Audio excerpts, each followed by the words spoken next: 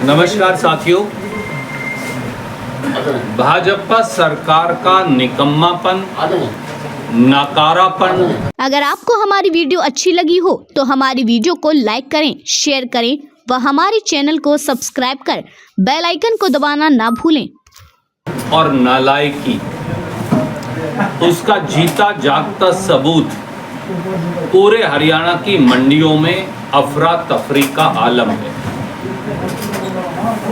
मंडियों में बारिश की मार गेहूं भीग रही है, तो दूसरी ओर खेतों के अंदर बिजली की ढीली तारों से स्पार्किंग होकर आए दिन आग लग रही है। अकेले कैथल और कुरुक्षेत्र में 2000 एकड़ के करीब जो खड़ी फसल है गेहूं की, वो आग लगकर जल गई पिछले 24 से 48 घंटों के अंदर। वो गूला चीका हो, वो पेवा हो, सबसे ज़्यादा तो इन दो इलाकों के अंदर नुकसान हुआ है। अगर आप कैथल, कुरुक्षेत्र, शाहाबाद, पानीपत, जींद कोई मंडी को देखें तो आज मंडी का व्यापारी हाहाकार कर रहा है, किसान बेजार है।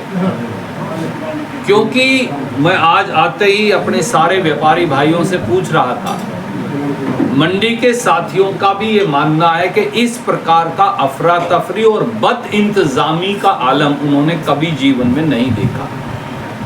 कहाँ डालें गेहूं, कहाँ डालें फसल? सड़कों पर ही डालनी पड़ेगी। सड़कों पर डालो तो लाइसेंस कैंसिल करने का नोटिस आ रहा है या लाइसेंस कैंसिल किए जा रहे हैं, जैसा कैथल में कर भी दिए गए, जैसा कुरुक्षेत्र, पानीपत, करनाल के अंदर कर दिए गए हैं। तो सर पर उठा के रखें, पर सर पर भी कितनी गेहूं व्यापारी रख सकता है उठा के? और किसान क्या करे? बारिश हो गई, फसल गीली हो गई, उसको सुखाता है, फिर ये कह के रिजेक्ट कर देते हैं कि तुम्हारी तो फसल के अंदर, तुम्हारी कणक के अंदर नमी की मात्रा है। आज तक एक फूटी कोड़ी 11 बार बारिश से नुकसान हुआ। ओले पड़े, तूफान आया, बारिश आई, गेहूं की फसल की कटाई से पहले अलग अलग जगह पर नुकसान हुआ, खड़ी फसल बिछ गई। परंतु श्रीमान नायब सैनी जी और बीजेपी की सरकार ने एक फूटी कोड़ी मुआवजा किसान को नहीं दिया। अब जब किसान का पीला सोना फसल कटाई के बाद मंडी में आ रहा है तो उठान की कोई व्यवस्था नहीं। अगर कोई चेक करे तो जिस ठेकेदार को उठान का ठेका कैथल अनाज मंडी का दिया गया है, उसके पास 350 पौने 400 गाड़ियां होनी चाहिए, 372 गाड़ियां होनी चाहिए मुझे बताया गया। परंतु 20, 50, 40 गाड़ी से ज्यादा कोई लगाता ही नहीं। उठान होगा कैसे? क्या ये सीधे सीधे सरकार, प्रशासन और ठेकेदारों की मिलीभगत की ओर इशारा नहीं करता? आप किसान की फसल उठाई से भी अगर नाजायज पैसा कमाएंगे तो हरियाणा का किसान, देश का किसान जाएगा कहां? किसान फसल लेकर आता है, बारदाना नहीं है। किस चीज के अंदर फसल आप पैक करके उसे लेकर जाओगे? जब तक, अब सरकार ने एक नई शर्त रख दी, चाहे मेरी फसल बिक भी जाए मंडी में, जब तक वो फसल उठकर गोदाम तक जाकर जमा नहीं हो जाएगी, किसान और आड़ती को पेमेंट नहीं होगी। पिछली बार भी याद करिए, पिछली बार भी अफरा तफरी थी, इससे कम थी। ऐसा आलम तो पिछली बार भी नहीं।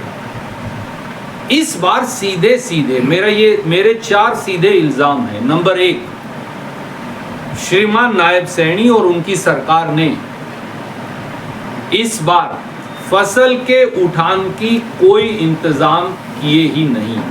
ना बारदाने का इंतजाम किया, ना संसाधनों का इंतजाम किया, ना स्टोरेज का इंतजाम किया। असल में बीजेपी की सरकार हरियाणा के किसान और आड़ती से किसान आंदोलन का बदला ले रही है,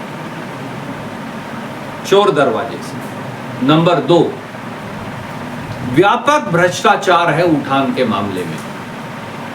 जिन लोगों को ठेके दिए गए हैं वो लोग पूरी गाड़ियां लगाते ही नहीं, और इसमें सीधा पैसे की लेन देन है। मैं इल्जाम लगाता हूं पैसे की लेन देन के बगैर। नहीं तो ठेकेदार को आज कैंसिल करो, कल किसानों को बोलो अपने अपने ट्रैक्टर लगाओ, उठान करो, सब उठा लेंगे, आड़ती भाई उठवा लेंगे। क्या कारण है कि ट्रैक्टरों को लाइसेंस नहीं दिए जा रहे? आप हर आड़ती को, हर किसान को फ्री कर दीजिए, इतना पैसा मिलेगा, फिक्स कर दीजिए, सरकार फिक्स कर दे। उठान का इतना पैसा मिलेगा, कोई आओ अपना साधन लगाओ, संसाधन लगाओ, 4 व्हीलर लगाओ, ट्रैक्टर लगाओ, 4 दिन के अंदर सारी मंडियां खाली हो जाएगी, सारा गेहूं जो है उठकर वहां चला जाएगा। तरीका मैं बता देता हूं, नायब सैनी जी को मालूम नहीं होता, फिर बाद में गालियां देंगे मुझे। बड़ा सीधा तरीका है, आड़ती और किसान दोनों को ये जिम्मेवारी सौंप दी जाए। इतना पैसा मिलेगा पर ट्रैक्टर के लदान का, इतना पैसा मिलेगा पर 4 व्हीलर के लदान का, इतना पैसा मिलेगा पर ये जो ट्रक है उसके लदान का, इतना पैसा मिलेगा 16 पहिया वाली गाड़ी के लदान का। कोई आओ, जितना चक्कर लेंगे उतने चक्कर के पैसे ले जाओ। सरकार को तो पैसे देने ही है, एक्स्ट्रा पैसे भी नहीं कह रहे हम तो दो, उतने ही पैसे दो जो आपके फिक्स्ड है। आड़ती अपने आप उठवा लेंगे, किसान अपने आप उठा लेंगे। तीसरा, किसान की फसल जल गई, किसान की फसल बारिश की मार से गीली हो गई, किसान की फसल मंडी में गीली हो गई।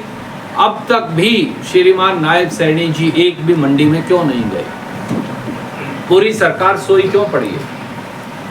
मंडी का अगर दौरा करें, करनाल का, कुरुक्षेत्र का, अपने खुद के विधानसभा क्षेत्र लाडवा का, पानीपत का, कैथल का, जींद का, भिवानी का, रोहतक का, तो मालूम, यमुनानगर का, अंबाला का, तो मालूम चल जाएगा असलियत का।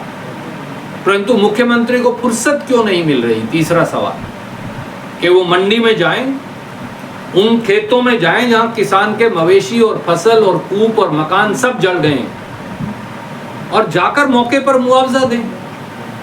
ये कौन सा तरीका है कि मैं रिपोर्ट मांग रहा हूं? कितने साल रिपोर्ट मांगते रहोगे? और चौथा, इस बद इंतजामी के लिए और बदहाली के लिए कौन जिम्मेवार है? मुख्यमंत्री जी। इस बद इंतजामी और बदहाली के लिए कोई जिम्मेवार है तो सरकार का मुखिया, मुख्यमंत्री स्वयं जिम्मेवार है। और जिस प्रकार से भ्रष्टाचार, भाई भतीजावाद, बारदाने की कमी, उठान की कमी, उठान के लिए गाड़ियों की कमी, नमी की मात्रा लगाकर किसान की फसल को खारिज करना और आड़तियों के लाइसेंस कैंसिल करने का आपने जो ये तंत्र बना रखा है, ये कोप तंत्र है सरकार का। इस कोप तंत्र का खात्मा कब होगा? इसलिए इस बात के लिए मुख्यमंत्री श्रीमान नायब सैनी और भाजपा सरकार जवाब दे, ये हमारी मांग। किसानों की पेमेंट के भुगतान का 24 घंटे के अंदर दावा है, लेकिन वो 24 घंटे शुरू तब होते हैं जब उठान हो जाए। उठान 8 दिन से, तो कल की रिपोर्टिंग है, 8 दिन से उठान नहीं हो रहा। इस पेज को आप कहाँ देखते हैं? आदरणीय साथी, पानीपत की मंडी का नज़ारा आज सारे मेरे साथियों ने अपने अपने चैनल्स और अखबार समाचार पत्रों में छापा भी है। ड्रोन से बाकायदा मैं आपको साधुवाद दूंगा, अपने पिक्चरें ले लेकर भी छापी। करनाल की मंडी का यही हाल है, कुरुक्षेत्र की मंडी का ये हाल है, अंबाला, यमुनानगर, कैथल, जींद, सब मंडियों की ये हालत है। 8 दिन तो कम है आप कह रहे, 14, 15 दिन से उठान मंडियों में नहीं हो रहा। और जिस तरह इस मंडी का आलम है, कैथल की ये जो सबसे बड़ी अनाज मंडियों में से एक है, मुझे नहीं लगता कि अगले 30 दिन तक भी, व्यापारियों का तो ख्याल है 40 दिन तक भी, 30 दिन तक भी आप उठान नहीं कर पाएंगे। तो किसान कहाँ जाए, आड़ती कहाँ जाए? आड़ती का कमीशन आपने खा लिया, 2.5% आड़त मिला करती थी, आप उसकी वो खा गए। आपने जो गरीब मजदूर है उसकी मजदूरी खा ली, किसान की मेहनत खा ली। अब जब उसको थोड़ा बहुत अपनी भरपाई नुकसान की करने का समय आया है, तो आपने खुले आसमान के नीचे उसे छोड़ दिया है अपने हाल पर। बाद में आप कहेंगे कि फसल गीली है, फसल तो गीली होगी जब खुले आसमान के नीचे पड़ी है। तो किसान क्या करे? खेत में रखे तो वहाँ आग लगने लग रही है, मंडी में लाए तो वहाँ गीली होने लग रही है।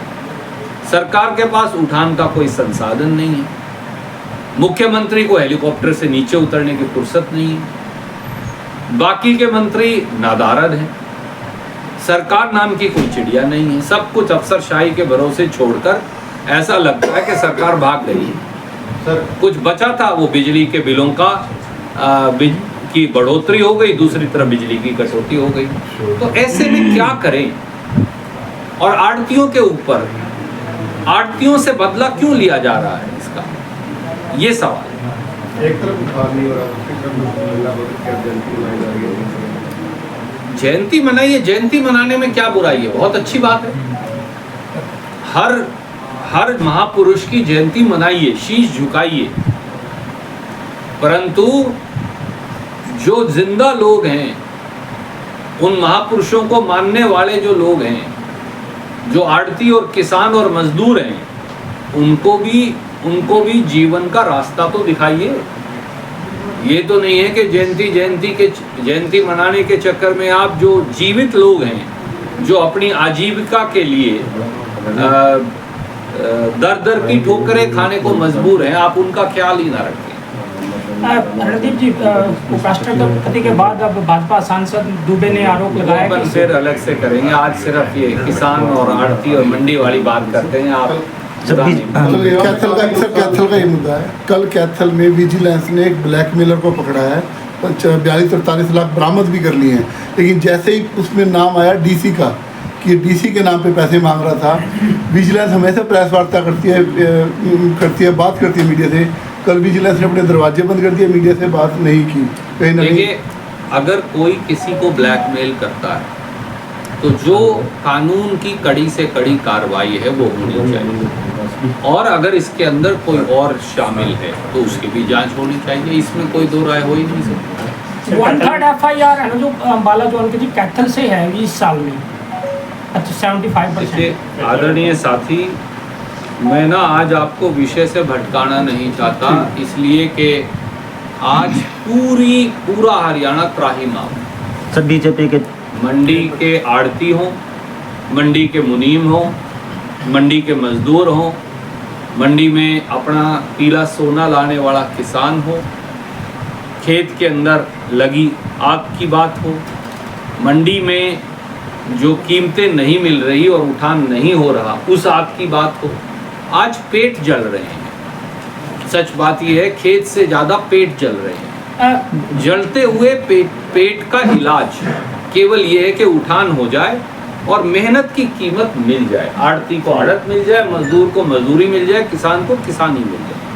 आज हम केवल ये बात बिजली मंत्री ने कहा था कि अगर शॉर्ट सर्किट की वजह से किसी किसान की फसल जलती है, अनिल विज का ये बयान है, तो उसका मुआवजा सरकार देगी, लेकिन अभी तक ये तय नहीं हुआ है कि वो कितना देंगे। आदरणीय मित्र, ये बड़ी सीधी बात है।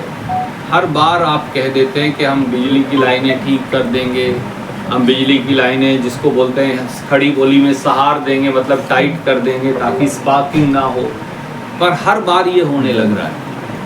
अब ये जो सरकार 11 साल से बिजली की लाइन टाइट नहीं कर पाई, वो सरकार के तंत्र को टाइट कैसे कर पाएगी? कई बार ये सोचकर अचंभा होता है। उनका केवल एक ही मंत्र है, जात पात के आधार पर समाज को बांटो और वोट बटोरते जाओ, काम करने की कोई आवश्यकता नहीं। पर अब लोग थक चुके हैं इस जात पात के विभाजन की राजनीति से और काम मांगते हैं। तो बीजेपी के सांसद पिछली बार के सीजन में काफी नुकसान हुआ, कैथल में भी हुआ और आदित्य मुंडेवाला जी ने दौरा किया हुआ। क्या इतनी भयानक तस्वीरें भी देख के नहीं जा रही, और क्या कुछ कहेंगे कि सरकार को? देखिए, मैंने पहले से ही ये कहा, आपने सुना भी, कि आदरणीय मुख्यमंत्री जी का ये पूर्व संसदीय क्षेत्र है, तो नायब सैनी जी इतने बिजी कहाँ हैं कि उन्हें टाइम नहीं मिलता। वो हेलीकॉप्टर से कैथल और पेवा के ऊपर से निकल गए, उचाना चले गए, तो वो हेलीकॉप्टर थोड़ा सा यहाँ भी लैंड कर लेते, किसान के आंसू पहुँच जाते, मुआवजे की घोषणा कर जाते, मवेशियों का पैसा दे जाते, कूप और मकानों का पैसा दे जाते, तो उनका क्या बिगड़ जाता। पर लगता है कि सत्ता का अहंकार सत्ताधारी हुक्मरानों के सर चढ़कर इतना बोल रहा है कि अब उनके लिए आम जनमानस जो है उसकी कोई कीमत बची नहीं, न जान की कीमत, न फसल की कीमत, न तूड़ी के कूप की कीमत, न मकान की कीमत, न मवेशी की कीमत, न आड़ती की चित्कार की कीमत। सर पिछले वर्ष जब चुनाव था तो नवीन जिंदल बोरी को ढोते हुए दिखाई दिए थे, लेकिन अभी भाजपा सांसद यहाँ तक दिखाई नहीं दिए। देखिए आदरणीय साथी, सबसे पहली जिम्मेवारी सरकार की है और उनके सांसदों, विधायकों, मंत्रियों सबकी है। सवाल ये है कि अगर कांग्रेस के विधायक जमीन पर लोगों के साथ आंसू पोंछते खड़े रहते हैं तो बीजेपी के लोग कहाँ हैं, उनके नेतागण कहाँ हैं, वो गुम क्यों हैं और खुद सरकार कहाँ गुम है, ये